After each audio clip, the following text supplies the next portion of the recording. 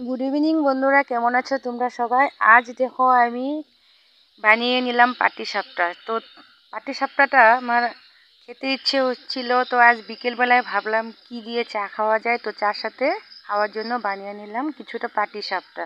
তো পাটিসাপটাটা বানানোর জন্য এদিকে দেখো আমি রেডি করে নিয়েছি চালের গুঁড়ো, ময়দা, চিনি, সামান্য সুজি, জল, দুধ সব এদিকে রেডি। আর এদিকে দেখো নারিকেলটা আমি চিনি দিয়ে ভালোভাবে ভেজে নিয়েছি। নারিকেলটা আমার ভাজা হয়ে গিয়েছে। এদিকটায় আমি এখন চালের গুঁড়ো, ময়দা, চিনি সব একসাথে দুধ দিয়ে ভালোভাবে গোলাটা করে নেব। আর এই গোলাটা করার জন্য আমি জল ইউজ করিনি, গোলাটা পুরাই গুলেছি আমি দুধ দিয়ে। তার কারণটা হচ্ছে কি বলতো, কখনো কখনো দেখা যায় পিঠে ফেটে যায়, তো ফেটে যাতে না যায় সেজন্য আমি দুধ দিয়ে গুলে নিলাম। দুধ দিয়ে গুলে নিলে খেতেও ভালো লাগে, আর পিঠেটাও ফেটে যাওয়ার ভয় থাকে না, দেখতেও ভালো লাগে, দারুণ লাগে দেখতে। এদিকটা আমার নারিকেলটা ভাজা রেডি। এদিকে দেখো আমি ওই তেলটা দেওয়ার জন্য কি করেছি, আমি একটা বেগুন, কিছুটা আধা বেগুন কেটে নিয়েছি, বাটিতে নিয়ে নিয়েছি তেল তাওয়াটাতে দেওয়ার জন্য।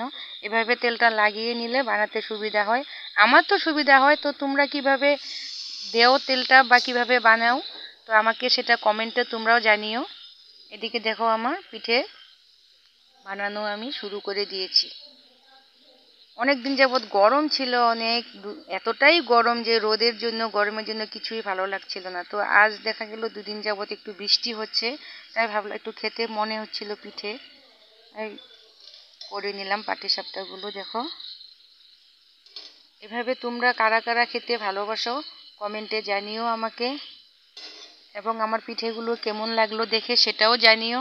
আর তোমরা কে কোথা থেকে দেখছো, যদি তোমরা ফেসবুক পেজ থেকে দেখে থাকো তো ফেসবুক পেজটাকে আমার ফলো করে দিও, আর যদি ইউটিউব থেকে দেখে থাকো তো ইউটিউব চ্যানেলটা আমার সাবস্ক্রাইব করে দিও। এদিকে দেখো আমি একে একে পিঠেগুলো বানিয়ে নিচ্ছি। তো এভাবে তোমরাও বানিয়ে খেয়ে দেখবে। পাটিসাপটাটা দু রকমভাবে খাওয়া যায়। তো শুধু দুধ দিয়ে ক্ষীর বানিয়েও ভিতরে দেওয়া যায়, তো আমি সেটা তো করিনি। তো আজ নারিকেল ছিল ঘরে, তো তাই আমি ভিতরে নারিকেল দিয়েই করে নিলাম। নারিকেলটা আমি চিনি দিয়ে, এলাচ গুঁড়ো দিয়ে ভেজে নিয়েছি। এভাবেই বানিয়ে নিলাম একে একে। এভাবে তোমরাও বানিয়ে খেয়ে দেখবে, খুবই দারুণ লাগে। তো বিশেষ করে একটু ঠান্ডা ঠান্ডা দিন হলে খেতে ভালো লাগে খুব।